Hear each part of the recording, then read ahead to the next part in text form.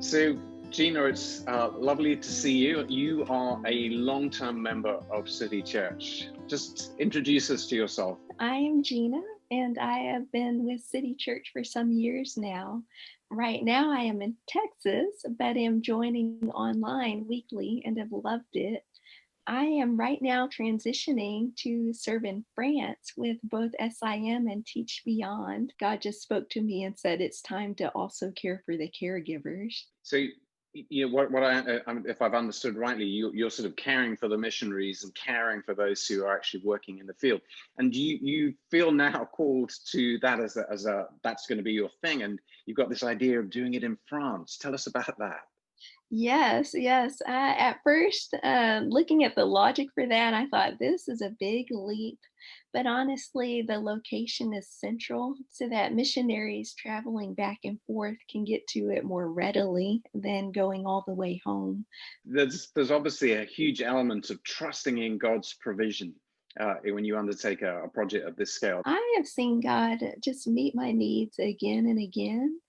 And more so in this season, just with the gift of his presence, not just for me, but with some of the folks that I am talking with, the types of stressors they're encountering, there just aren't words. In talking with folks and listening to their stories, listening to their pain, they're also acknowledging that, yes, the Lord is very present. He's never far from any of us, honestly. Because I think often when we think of provision being human beings, we sort of default to, oh, you mean money. I mean, there is a financial aspect of something, of the scale that you're doing. The Lord also reminded me of the story of the widow of Zarephath. When she was in the time of Elijah, there were really tough times. There was a drought just in their region, and what he showed me was that there hasn't been a time when I've asked him for the grace to do this work, for the words to do this work, where I haven't had just enough. And it may not have been the amount that I wanted, truly, but the grace was always there to do his work. And those are the stories I hear from the folks serving right now. Things are very difficult right now, but the Lord is faithful and he's given them just enough.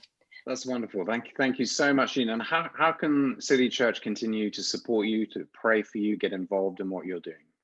Oh, well, thank you so much for all the support. City Church is wonderful. I just, yeah, in the community here, please do pray that I would do the work boldly and also in the logistics of things and getting to France. The borders are closed, but I do feel that in the Lord's timing, I will make it there to continue providing services.